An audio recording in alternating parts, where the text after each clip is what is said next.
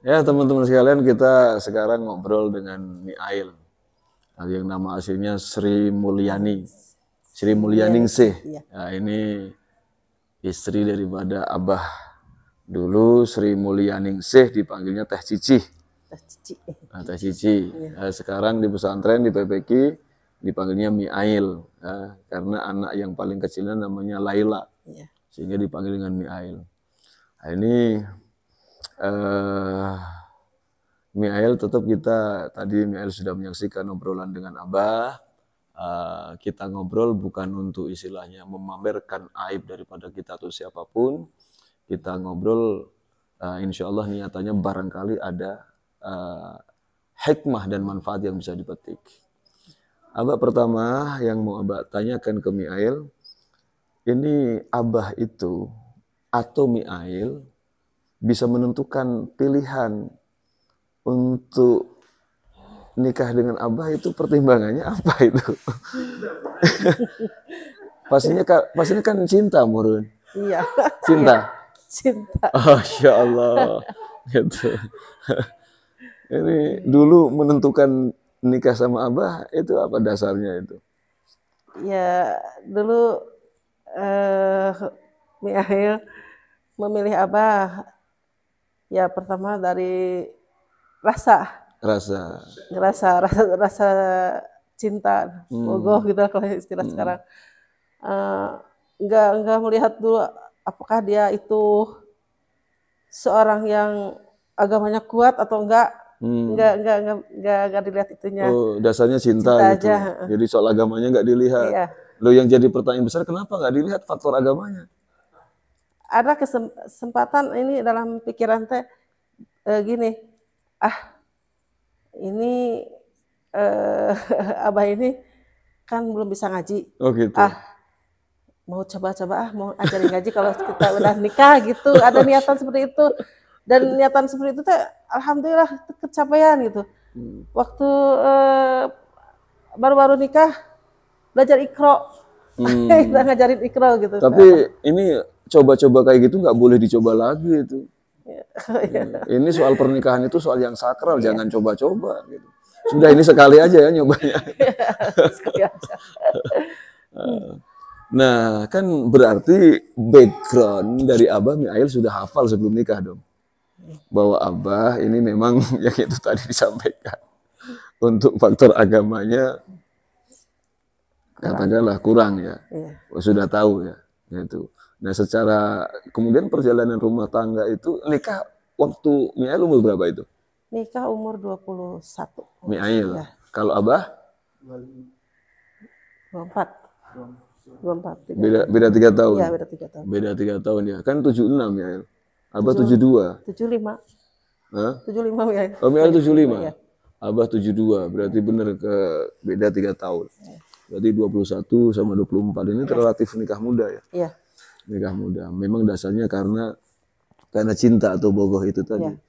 Lah ini kalau bahasa anak sekarang itu dengan dalam tanda petik itu tadi, kalau soal cinta iya ada, tapi soal agama ini jauh gitu ya. Itu memang ada chemistry atau memang ya memang ya menikmati dengan keberadaan itu. Ya gimana ya, sebelum kenal dengan Abah, Miail juga kenal dulu lebih dekat dengan ayahnya. Ayahnya sering datang. Dulu kan noko di sana di Tagogapu itu. Sering datang ke toko, bilang gini gitu. Ayahnya mau sekali gitu mendapat menantu Miail buat Abah gitu. Sangat setuju. Apapun yang terjadi gitu. Oh gitu. Sampai dulu Abah tuh pernah mau mutusin, katanya mau kuliah. Masya Allah. Jangan dulu nikah. Sampai bapaknya marah nggak ketulungan marahnya gitu. Nah alhamdulillah mungkin Allah kasih jodoh. Dan itu dulu berkeyakinan bahwa orang yang mempunyai sifat seperti Abah yang preman gitu, mempunyai keyakinan dia akan berubah gitu, dan yakin sama Allah gitu, pasti Allah akan memberikan yang terbaik buat Umi Ail gitu. Enggak, sebenarnya itu dasar pernikahan Umi Ail itu karena bener bogoh cinta atau kasihan itu? Cinta, Pak. Rasa cinta. Masya Allah gitu. 21 nikah. Nah, ini cara menjalani rumah tangga gimana itu? Kalau digambarkan. Ya dia kan itu tadi katakanlah kata itu yang tadi redaksi keluar dari mail itu abah ini adalah preman gitu. Ini ketika rumah tangga sebagai seorang suami tanggung jawab nggak itu? Sangat tanggung jawab. Tanggung jawab sekali. Itulah yang membuat Ayu kuat sampai sekarang rumah tangga. Dan nggak pernah istilahnya apa ya main dengan perempuan lain lah selain main hura-hura begitu gitu. Itu yang bikin kuatnya. Jadi walaupun meskipun dia ngasih resiko ala kadarnya tapi perhatikan gitu. Artinya walaupun abah ini preman, walaupun istilahnya cara memberikan apa namanya ma'isyah, bukan ma'isyah ya, yaitu tanggung jawab sebagai seorang suami seala kadar atau mungkin kurang, tapi sebenarnya dia tanggung jawab gitu ya. Di wilayah itu abah ini adalah sosok yang tanggung jawab gitu. Makanya alhamdulillah pernikahan dari 21 tahun sekarang di 47 ya. Itu berarti berapa? 26 tahun ya. Kurang lebih 26 tahun itu alhamdulillah abadi gitu ya. Alhamdulillah abadi. Ya. Nah, ini terus yang Mi Ail sendiri lakukan itu ketika kan pastinya pengen abah itu dirubah oleh Allah ya. Gitu, diberikan perubahan oleh Allah. Yang Mi Ail lakukan ngapain itu? Sebelumnya emang dulu ya abah itu sukanya main gitu.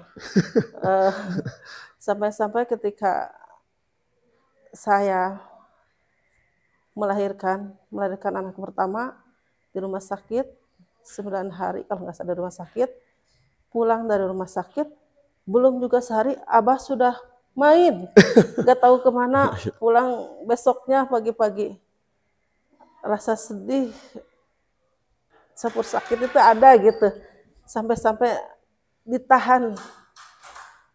Sampai-sampai orang tua nanya pun kemana abah, kemana itu abah gitu. Nggak ada, abah lagi ke dokter. Padahal nggak tahu ke dokter kemana, nggak tahu.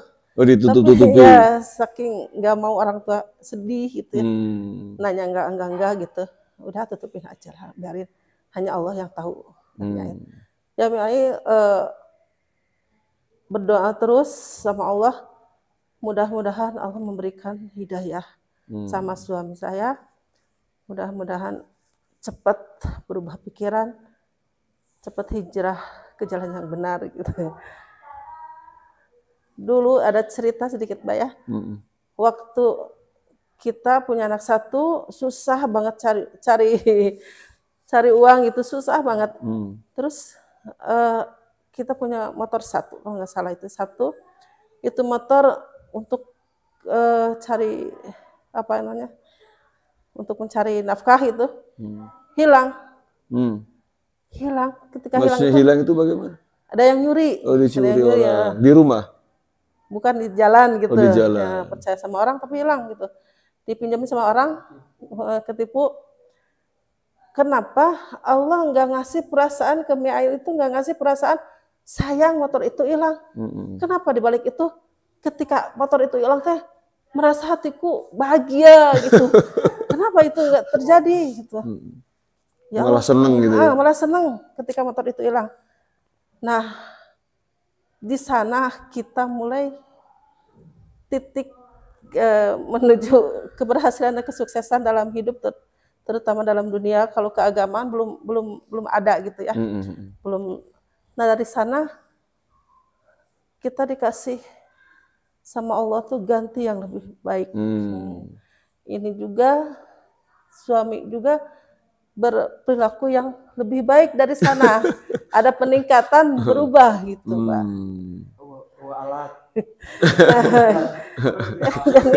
Jadi nggak pulang-pulang pagi gitu. pulang nggak karuan gitu. Enggak, jadi yang biasanya main karena ada motor, sekarang nggak pernah main dong, karena nggak ada motor. Ya ini Mi'ael kok bisa menyebut apa itu suami tanggung jawab, sementara itu tadi kerjaan main, pulang pagi, waktu di rumah sakit 9 hari, pulang baru sehari, sudah pergi. Kok bisa Mi'ael menyebut ini suami tanggung jawab, ini gimana ini? Masih ingat sama keluarga gitu, ada pulangnya. Oh gitu, Masya Allah. Kalau resiko nggak ngasih gitu, cuma duit ngasih gitu. Nggak ditinggalin begitu saja lama gitu, nggak. Oh gitu. Masih ada lah gitu. Oh iya betul. Sepakat kalau seperti itu. Tadi tanggung jawab masih ada. Iya, walaupun ada. Dia tahu nggak tahu kemana gitu ya. Tapi secara tanggung jawab memberikan untuk nafkah, itu tetap ya memberikan nafkah. Sampai di titik motor hilang itu tadi ya. Itu mulai di titik nggak pernah main akhirnya. Dan dari titik motor hilang itu alhamdulillah ekonomi beranjak ya. Beranjak mulai berubah. Ya walaupun istilahnya bukan orang miliarder atau ratusan juta gitu, tapi paling tidak ekonomi rumah tangga itu mulai stabil gitu ya. Mulai stabil. Itu kan Mi'ael nikah umur 21 dan Abah 24 baru dijawab oleh Allah. Abah itu ke titik balik di umur 40 tahun, 24 ke 40 hari ini berarti kan 16 tahun. Emang Mi'ael nggak bosen gitu? Kan 16 tahun itu kan bukan waktu yang sebentar gitu.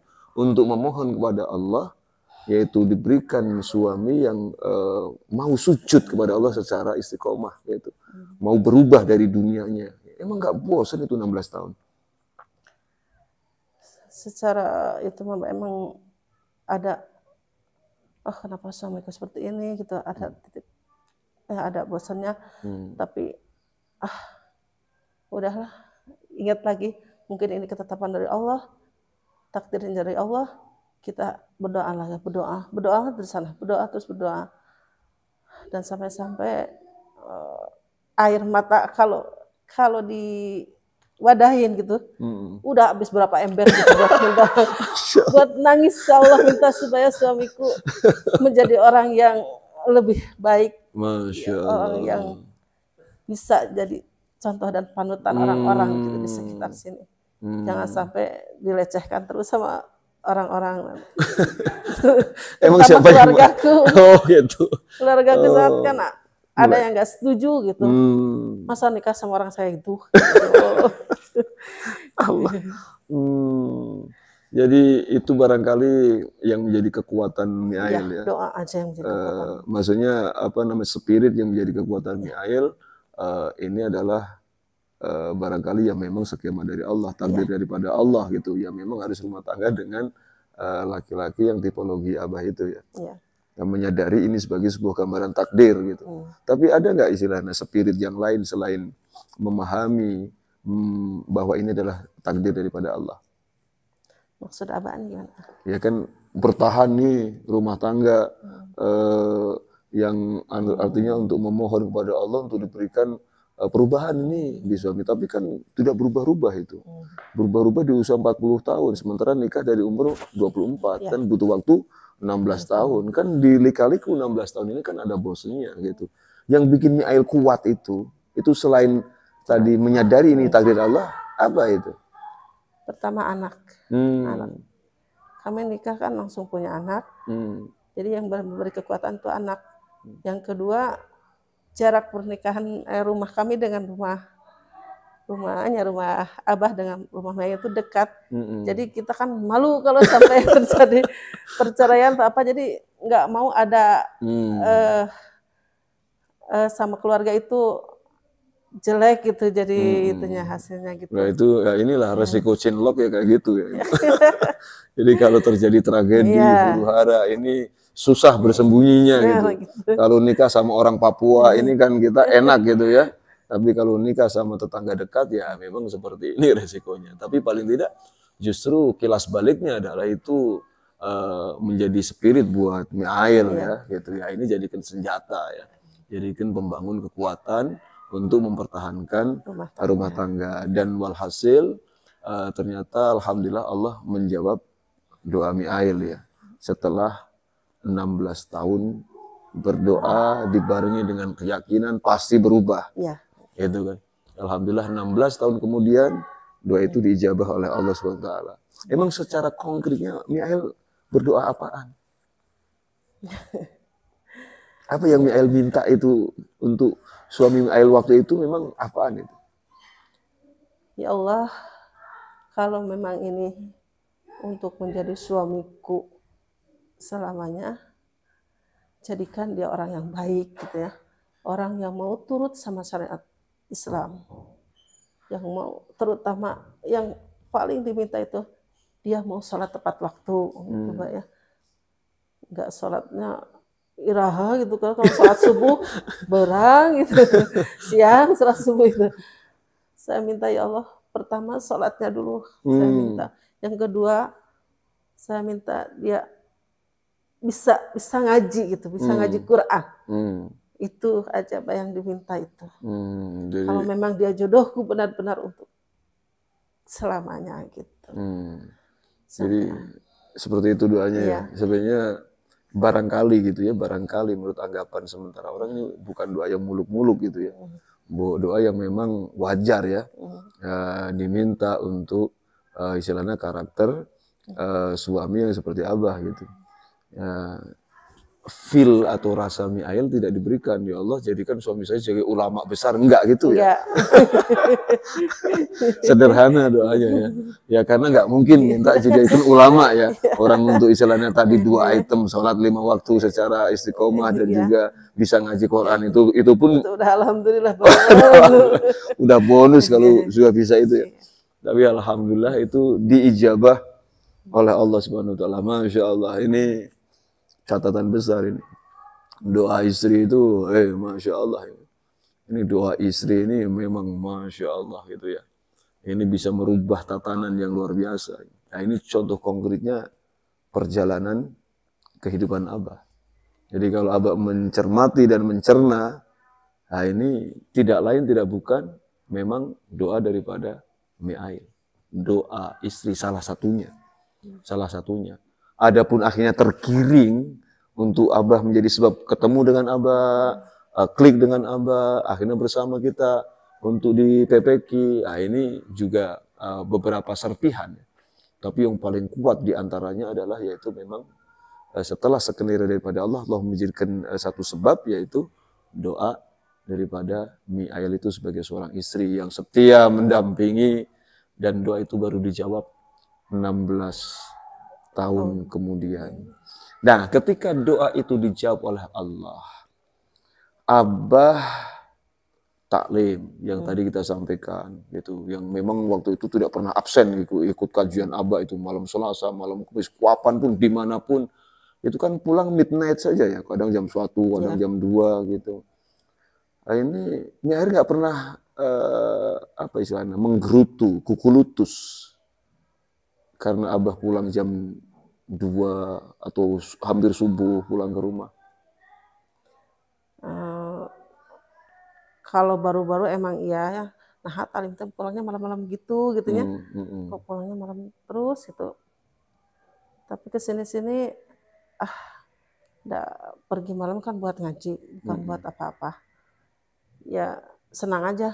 Berarti ada yang ngasih ilmu gitu, jadi tahu gitu gimana untuk meniti kehidupan yang lebih baik, meniti mengenal syariat-syariat Islam, jadi udah lebih tahu gitu. Maka itu jadikan dalam hatinya itu bahagia aja gitu, Pak. Jadi yang pertamanya awal-awalnya nganahakeun di sini. Kenapa itu? Taklim kok sampai midnight seperti ini. Itu maksudnya mempertanyakan itu nggak percaya kalau Abah taklim atau gimana itu maksudnya? Enggak. Kalau kepercayaan Mi'ail full sama Abah. Oh, percaya. Enggak itu. Cuma ya itu saja, kenapa durasi taklim? Iya, durasi taklimnya itu kok malam-malam gitu. Soalnya kan belum pernah gitu ada taklim sampai malam-malam gitu. Ya standarnya kan 1 jam, pada Isya, pada Maghrib, setar, pada Isya beres. Iya gitu. Ini taklim malam gitu aja. Tapi pada akhirnya ya asik saja gitu ya, ternikmati ya. Kan paginya kalau mesti ke pasar kan. Ke pasar Abah, ya kalau malam taklim, pagi ke pasar, kuat itu? Atau? Kuat, Pak. Kadang suka tidur. Kan kalau Ya artinya kan tidur dong. itu kan di pasar kadang-kadang kan ada orang yang nungguin gitu. Ada anak buah kalau istilahnya. Ya dia tidur. Artinya Abah berangkat ke pasar sama Mi'ail, Iya. cuma porsi Abah tidur. Iya. Memposting ini skema jualan seperti ini, setelah itu dia tinggalin tidur. Iya. Tidur dari pagi itu ya, bangun jam berapa itu? Apa kalau tidurnya waktu mau pulang aja? Bangunnya? Ya, sholat. Berarti Mi'ail yang menghandle kerja wilayah tugas jualan di pasar dong, kalau itu ya? Enggak, ada orang Ya, yang artinya di bawah komando Mi'ail gitu kan, di bawah pengawasan Mi'ail, karena Abah kan itu istirahat gitu. Istirahat. Dan Mi'ail tidak mempermasalahkan itu. Enggak, soalnya tahu malamnya dia talim, pulang laut malam tidur nggak apa-apa. Oke, ridho gitu ya. Iya. Ya karena kalau istilahnya sampai istilahnya tidak ridho kan ini wujud daripada doa gitu kan. Ya kan ini nanti jadinya ironis kan. Nah, tapi alhamdulillah Mi'ail diberikan ridho gitu ya. Untuk istilahnya durasi Abah seperti itu. Sampai memutuskan untuk pindah ke pesantren. Itu pindah rumah dari rumah lama ke pesantren. Itu langsung deal begitu saja atau gimana itu? Asalnya saya itu nggak mau pindah ke sini tuh, Mbak. Soalnya aduh di sini gimana ya, rumah gede, siapa yang ninggalin gitu. Terus saudara-saudara dari keluarga sendiri, kenapa teteh kalkah pindah? Sementara kita yang dari Padang harus pindah ke sini, kenapa teteh yang harus pindah ke sana? Kalau gitu mah tuh kumaha cenah gitu bilang teh. Asalnya berkecambuk gitu kalau mau pindah ke sini teh. Udahlah kita pindahan, boleh pindahan tapi sekedar untuk taklim. Lama-lama kenapa perasaan Mi'ail di sini lebih tenang dibanding di rumah. Di rumah kadang pulang dari pasar masak-masak biasa gitu. Bantuin orang-orang yang kerja, tapi perasaan capek gitu, Mbak. Nggak tahu kenapa hati ini capek terus capek. Tapi ketika pindah ke sini, meski banyak kegiatan, malah ditambah beban yang nggak sedikit gitu, nggak kerasa capek, malah tenang gitu. Nggak tahu itu apa perasaan gimana gitu. Jadi awalnya sempat polemik dulu ya untuk pindah, meninggalkan rumah untuk pindah ke pesantren. Sampai kalaupun mau pindah dengan catatan yaitu pas durasi taklim saja lah gitu. Durasi taklim berarti kan 1 pekan 2 kali mungkin ya. Dulu mah gitu ya. Tapi ternyata begitu pindah yang terjadi malah betah, malah tentram. Malah diberikan oleh Allah luar biasa gambaran hati itu ya. Yang tadinya di rumah padahal nggak ada kegiatan tapi capek hati. Tapi di sini yang kegiatannya seabrek tapi justru diberikan ketentraman oleh Allah itu. Tenang gitu. Masya Allah gitu sampai sekarang ya. Sampai sekarang. Termasuk sampai sekarang kan kita paham semuanya. Ini kalau teman-teman semuanya di pesantren Mi'ail ini bagian logistik ya. Artinya untuk logistik dapur. Jadi yang ngurus makan santri semua ini adalah Mi'ail.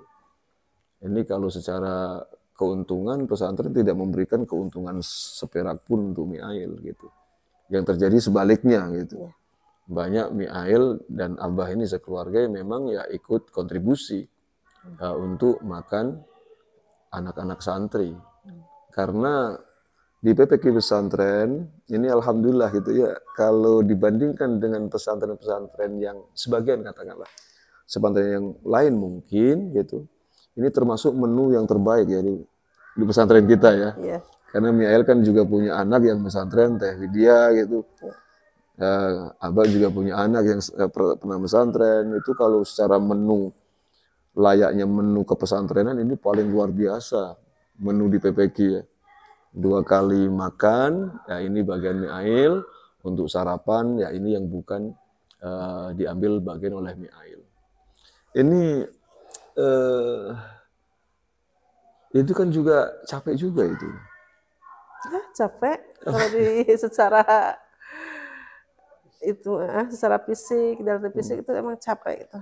Capek. Tapi yang ngasih semangat ini kapan lagi akan terjadi kalau kita berhenti gitu untuk tidak memberikan bantuan sama pesantren, kapan lagi ini akan yang terjadi gitu. Ini sebagai ladang dari Allah untuk kita nanti pulang gitu, Pak. Terus bukan yang semata-mata ini. Kan istilahnya capek itu kita akan lupa kalau ada kompensasinya. Ini kompensasi apa yang menjadikan mie ail itu capeknya itu jadi lupa kecapek, yang ada itu malah puas untuk urusan itu, mengurusi logistik dapur untuk makan anak-anak santri. Itu yang membuat mie air semangat itu, karena ketika kita masak capek, terus kita dengar anak-anak ngaji, itu nggak kebayang. Gimana senangnya hati ini. Oh, saya bisa ngasih makan mereka, sementara mereka ngaji. Ini jadi apa namanya itu, serasa dengar ayat-ayat itu jadi menjadi semangat gitu, Pak. Nggak ingat apa-apa. Yang penting itu saya ridho masakin buat mereka, karena mereka pun ridho untuk ngaji gitu, demi Allah gitu. Itu semuanya demi Allah. Dan yakin nanti Allah yang akan memberikan yang terbaik. Nah, itu aja, keyakinan kepada Allah aja. Jadi masak 2 kali sehari untuk santri, dari santri 20, 50 sampai 70. Ini bukan kerjaan yang ringan itu. Nah, bukan kerjaan yang ringan. Bisa jadi di rumah tangga kecil saja seorang istri masak untuk suami dan anaknya itu juga sudah capek. Yang paling beberapa orang, apalagi ini sudah puluhan orang 2 kali. Ya, ini bisa dibayangkan bagaimana capeknya. Ditambah artinya mie ail adalah orang yang berkinerja. Itu dari sebelum subuh itu sudah ke pasar, pulang siang hari. Tapi harus dihadapkan dengan kontribusi ke pesantrenan, untuk santri-santri, yaitu untuk menyediakan makan untuk mereka. Wah, ini capek yang sangat luar biasa. Tapi capek itu ternyata terkompensasikan. Kalau istilahnya ternyata ini bukan sia-sia gitu masa itu ya. Masa tidak sia-sia karena untuk santri, karena santri ngaji, karena masakan yang dimakan oleh mie ail untuk santri itu adalah menjadi energi untuk santri untuk menghafal Quran. Nah, sehingga ketika itu tersaksikan oleh mie ail, seolah-olah itu menjadi energi juga buat mie ail ya, menjadi vitamin buat mie ail. Jadi alhamdulillah mie ail diberikan oleh Allah tidak pernah menggerutu itu. Alhamdulillah. Jadi masih menggerutu, ini atuh hasil jerih payahku dari pasar, ini waduh, ini bakal minus terus kalau begini caranya. Enggak pernah kalkulasi seperti itu? Enggak, Pak. Enggak pernah memikirkan itu. Nanti juga kalau kita mau ada butuh, ada keperluan apa, pasti Allah tolong. Karena kita hanya ikut memperhatikan mereka aja, Pak. Enggak kepikiran, aduh, uang kalau digunakan udah kebeli apa gitu. Enggak. Untuk sekarang ketika mie ail dan Abah di sini tinggal di sini, enggak pernah kepikiran untuk mengumpulkan uang untuk apa. Yang penting nanti kalau kita pas waktunya kita butuh uang, Allah kasih gitu. Dan alhamdulillah itu emang terjadi gitu. Bukan cerita bohong gitu. Ketika kalau secara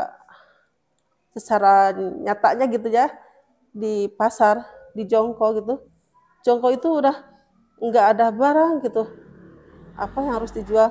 Tapi ketika sekarang gitu, yang saya rasakan, kalah tambah banyak yang sayang gitu, Pak. Dari yang mengirim barang sampai ke yang beli itu, tambah sayang ke kita gitu, malah bantuin gitu.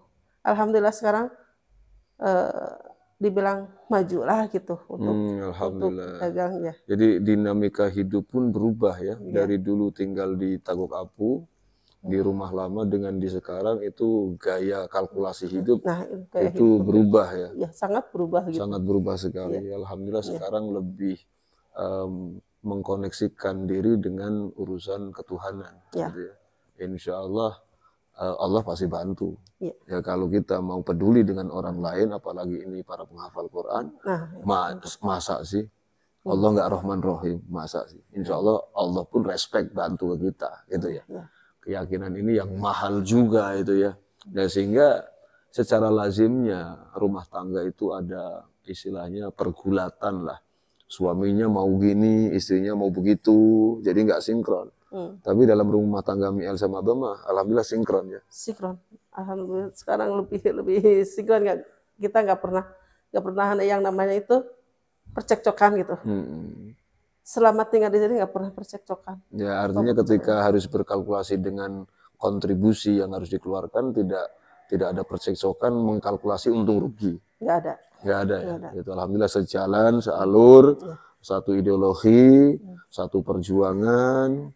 Nah ini Masya Allah, ini apa namanya, menjadi hal yang kadang tidak banyak gitu didapati tipologi rumah tangga yang seperti ini. Kadang kan suaminya ke barat, istrinya tahu kemana gitu. Tapi kalau Mi'ael sama Abah alhamdulillah sejalan seirama ya. Sejalan seirama itu. Ya alhamdulillah. Jadi alhamdulillah rasa capek itu walaupun kepesantrenan tidak memberikan kompensasi apapun secara materi, secara finansial, tapi Allah memberikan kompensasi yang lain. Di sini kita harus mesti percaya bahwa yang namanya bayaran atau gaji itu tidak mesti bayaran sifatnya cash atau langsung.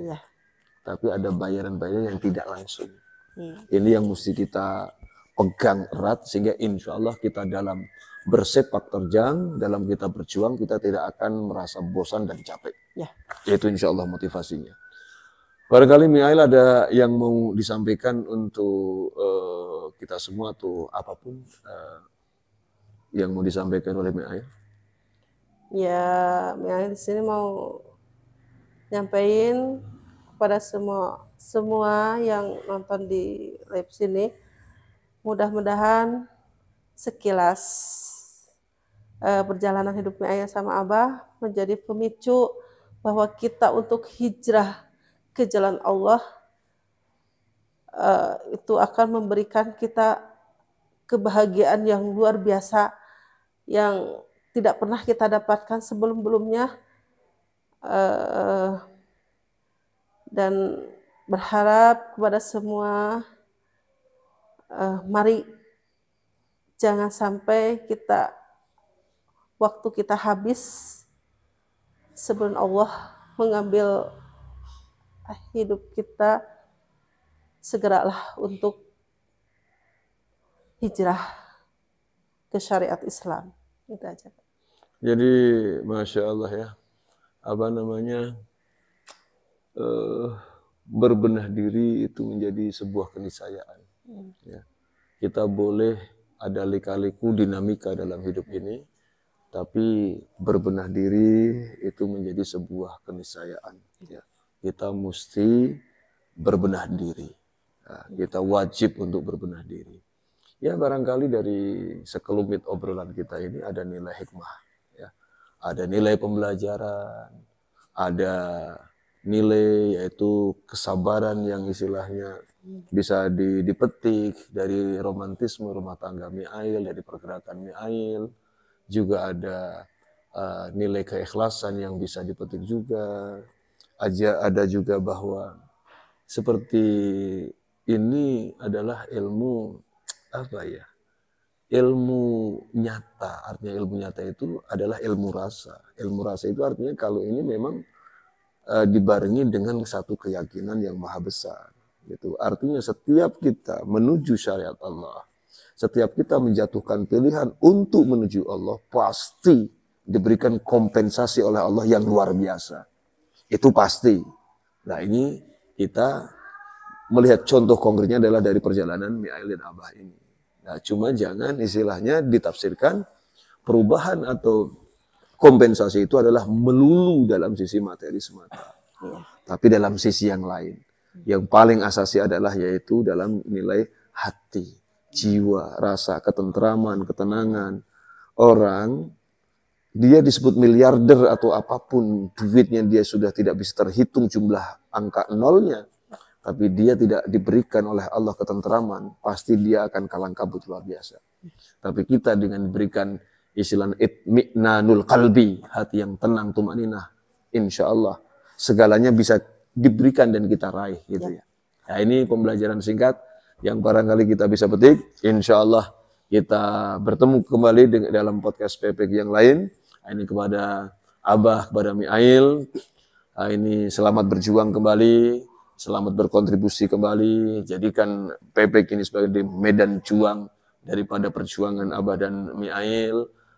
Kita bersama-sama istiqomah dan berjuang, dan semoga kita semua diberikan husnul khatimah oleh Allah Subhanahu wa Ta'ala. Ya, dunia kita, akhirat kita, dunia kita punya koneksi, punya hubungan, dan di akhirat pun kita minta kepada Allah kita diberikan hubungan oleh Allah Subhanahu wa Ta'ala.